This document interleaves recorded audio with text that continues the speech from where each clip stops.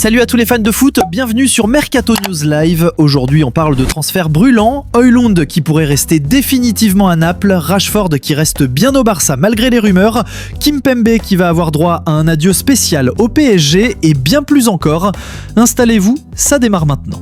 Rasmus Højlund, prêté par Manchester United à Naples pour 5,2 millions de livres, Højlund pourrait être acheté définitivement pour 38 millions, mais à une seule condition, que Naples se qualifie pour la Ligue des Champions.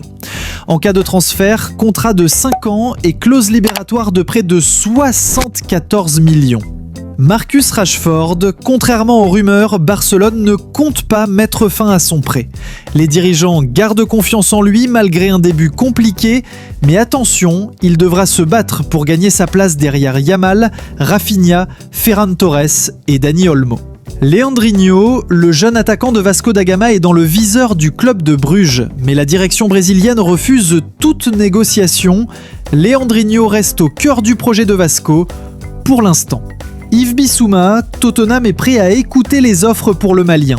Club turc et saoudien surveillent le dossier de prêt, départ possible dans les prochaines semaines.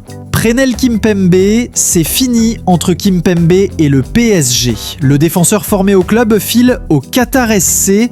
Paris prépare même une cérémonie d'adieu au Parc des Princes, histoire de boucler une belle histoire commencée à l'âge de 8 ans. Federico Chiesa, Beşiktaş a tenté sa chance en fin de mercato, mais Liverpool a fermé la porte.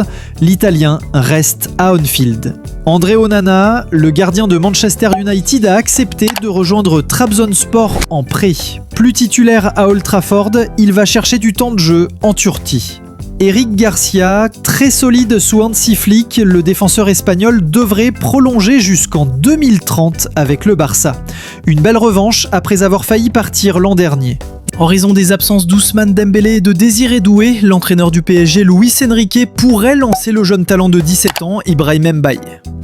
Mauvaise nouvelle pour Naples, l'attaquant Romelu Lukaku est blessé aux ischio-jambiers jusqu'en décembre. Heureusement, le club peut compter sur l'arrivée de Rasmus Højlund.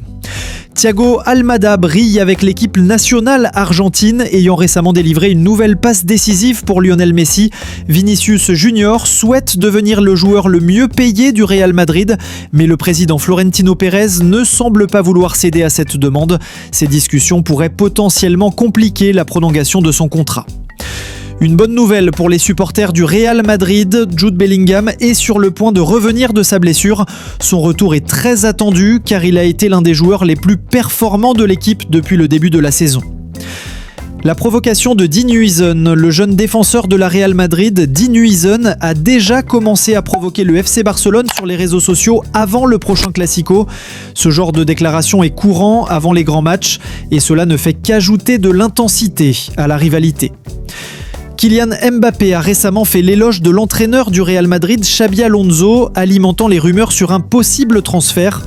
De plus, il s'est récemment installé avec le numéro 10, ce qui a suscité de nombreuses spéculations sur son avenir. La FIFA a ajusté ses règles concernant l'accumulation de cartons jaunes. Ces modifications visent à éviter que les joueurs clés ne manquent une finale en raison de suspension.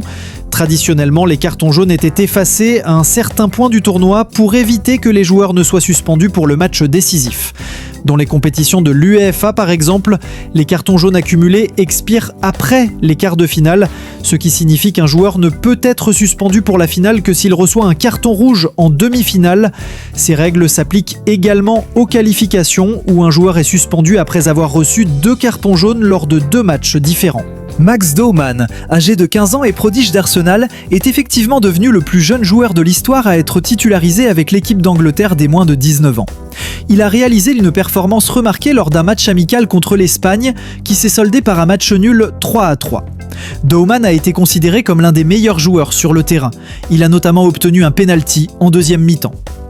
Max Baumann était déjà devenu le plus jeune joueur à faire une apparition pour les U19 de l'Angleterre lors d'un match précédent contre l'Ukraine, avant de battre un nouveau record en tant que plus jeune titulaire contre l'Espagne. Outre ses succès en équipe nationale, Max Baumann a également fait ses débuts en Première Ligue avec Arsenal, devenant le 2e plus jeune joueur de l'histoire du championnat, après son coéquipier Ethan Nwaneri. Il a également été inclus dans l'effectif d'Arsenal pour la Ligue des Champions. À Paris, le club prépare déjà l'avenir. Bradley Barcola devrait prolonger son contrat jusqu'en 2030 avec un gros salaire à la clé. Courtisé par Liverpool et le Bayern Munich cet été, le PSG l'a déclaré intouchable. Et avec les blessures de Dembélé et Doué, Barcola sera désormais le fer de lance de l'attaque parisienne. D'ailleurs, il vient tout juste de délivrer une passe décisive avec les Bleus contre l'Ukraine. Bonne nouvelle pour Arsenal, Ben White se rapproche d'un retour après sa blessure. Mikel Arteta en a bien besoin, car William Saliba est forfait de longue durée et Bukayo Saka est aussi sur la touche. White pourrait donc ramener de la stabilité à une défense londonienne déjà fragilisée. Du côté du Barça, grosse inquiétude pour Gavi. Toujours gêné au genou droit, le même qui avait subi une rupture des croisés, le club opte pour un traitement conservateur.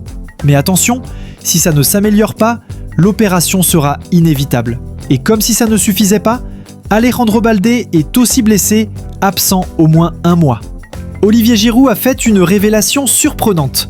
Lorient, via son ancien coéquipier Laurent Koscielny, l'avait approché cet été.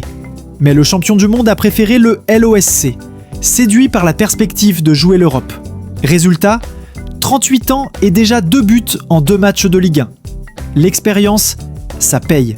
Voilà pour les infos chaudes du jour. Alors, pensez-vous que Højlund doit rester définitivement à Naples et Rashford arrivera-t-il à s'imposer au Barça? Dites-moi tout en commentaire. N'oubliez pas de liker, partager et vous abonner à Mercato News Live pour ne rien rater du Mercato et de l'actu foot. A très vite pour une nouvelle vidéo.